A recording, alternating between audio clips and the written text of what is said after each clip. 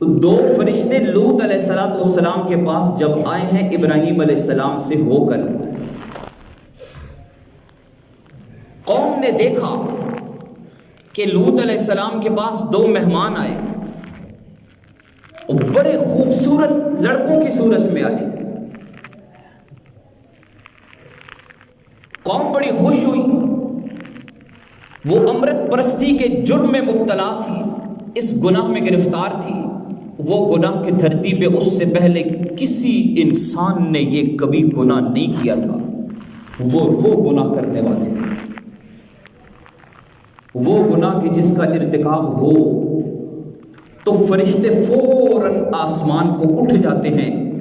کہ ممکن ہے کہ اللہ ابھی اس پر اپنا عذاب نازل کر دے۔ ما سبقکم بہا من احد من العالمین، تم میں سے پہلے عالمین میں کسی نے یہ کام نہیں کیا۔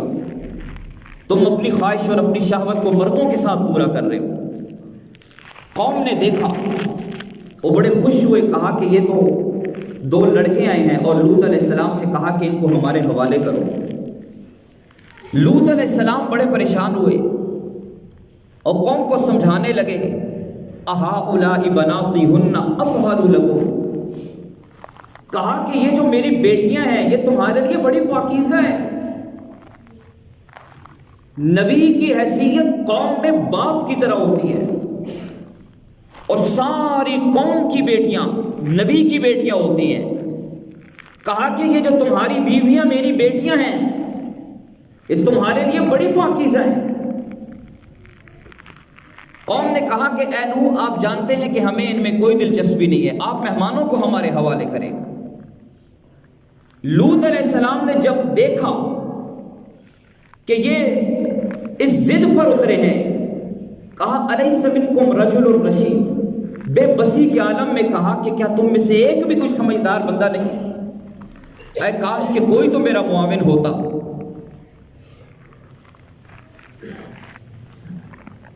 فرشتوں نے حضرت لوط علیہ السلام سے کہا کہ آپ پریشان نہ ہو، ہم آپ کی قوم پر اللہ کی طرف سے عذاب نازل کرنے کے لیے آئے ہیں، آپ ان کو ہمارے حوالے کریں اور آپ اس جگہ سے نکل جائیں۔ حضرت لوط علیہ السلام نے اپنی بیٹیوں کو لیا اور نکل گئے۔ نکلنے لگے تو بیوی کو لے کے نکلنے لگے تو فرشتوں نے کہا کہ آپ بیوی کو لے کر نہیں جا سکتے۔ اللہ تعالیٰ نے فرمایا کہ آپ کی بیوی بھی ان کے ساتھ ہلاک ہونے والوں میں ہوگی۔ لوط علیہ السلام جب نکلے ہیں تو اللہ نے اس منظر کو قرآن میں بیان کیا ہے۔ اور یہ جو ہماری عادت ہے نا کہ ہم ہر جگہ پہ رک کر تماشا دیکھنے لگتے ہیں، کہیں پر ایکسیڈنٹ ہو جائے تو کچھ لوگ رک کر دیکھتے ہیں کہ ہوا کیا، ہوا کیسے۔ آپ کے رکنے سے تو مزید ایکسیڈنٹ کا خدشہ پیدا ہو سکتا ہے۔ یہ جو وقت کو ضائع کرنے والی ہماری عادت ہے، اس کے متعلق اللہ نے اس آیت میں بڑی تنبیہ کی ہے۔ فرمایا فَأَسْرِ بِأَهْلِكَ بِقِطْعٍ مِّنَ اللَّيْلِ وَاتَّبِعْ أَدْبَارَهُمْ وَلَا يَلْتَفِتْ مِنكُمْ أَحَدٌ وَامْضُوا حَيْثُ تُؤْمَرُونَ۔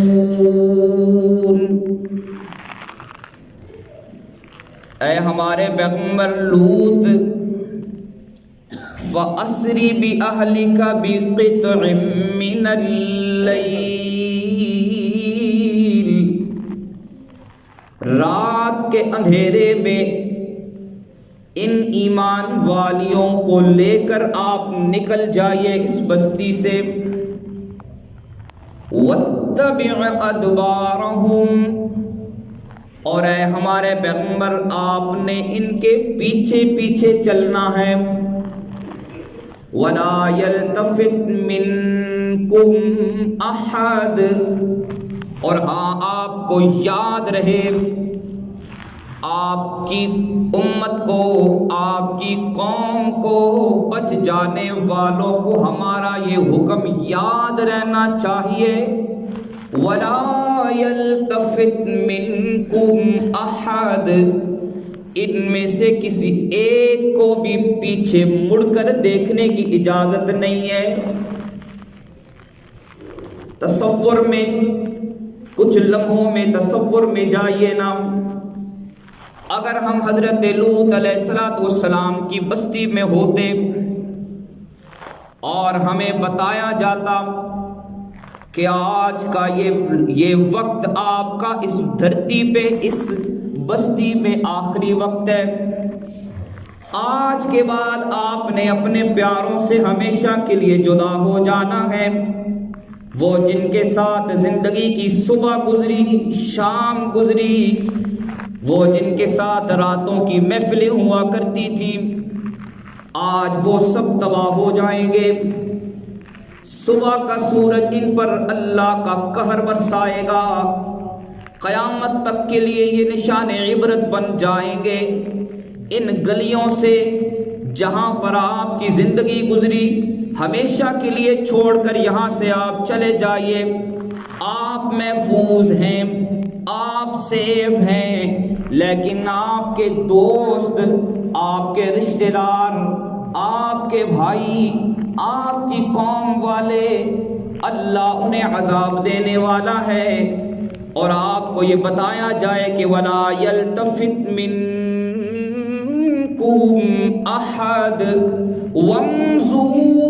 حَيْثُ تُؤْمَرُونَ، آپ میں سے کسی ایک نے بھی مڑ کے پیچھے نہیں دیکھنا، وَامْضُوا چلتے رہیے، جس جگہ پر جانے کا آپ کو حکم ہو رہا ہے اس منزل کی طرف آپ چلتے چلے جائیے، آپ کی منزل ان سے جدا ہے، آپ جنت کے مسافر ہیں، یہ جہنم میں جانے والے ہیں، آپ اللہ کے حکم سے محفوظ ہیں اور یہ اللہ کے عذاب میں گرفتار ہونے والے ہیں، لیکن آپ نے مڑ کر نہیں دیکھنا، آپ نے ان کے عذاب کا تماشا نہیں دیکھنا، آپ ایک نظر بھی واپس مڑ کر اس قوم کی ہلاکت، تباہی اور بربادی کو نہیں دیکھ سکتے، اس لیے کہ آپ کی منزل، آپ کی راہیں جدا ہو چکی ہیں ان سے۔ دل پہ ہاتھ رکھے مجھے بتائیے، بلکہ خود سے یہ سوال کیجئے کہ ہماری جو عادت بن چکی ہے، ہم مڑ مڑ کے دوسروں کو دیکھتے ہیں، دوسروں کا تماشا دیکھتے ہیں، ہم ہر جگہ پہ رک کر لوگوں کو دیکھتے ہیں کہ وہ کیا کر رہے ہیں، اپنے انجام سے، اپنی منزل سے، اپنے مقصد اور اپنے راستے سے بے خبر ہو کر اپنے وقت کو ضائع کرنا شروع ہو جاتے ہیں، جبکہ اللہ قرآن میں فرما رہے ہیں کہ وَلَا يَلْتَفِتْ مِنْكُمْ أَحَدٌ،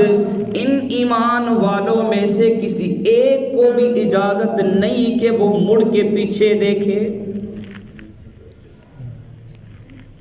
واپس پیچھے دیکھنے کی اجازت نہیں ہے۔ وَامْضُوا حَيْثُ تُؤْمَرُونَ، جہاں پہ جانے کا آپ کو حکم ہے بس آپ ان راہوں پہ چلتے چلے جائیے،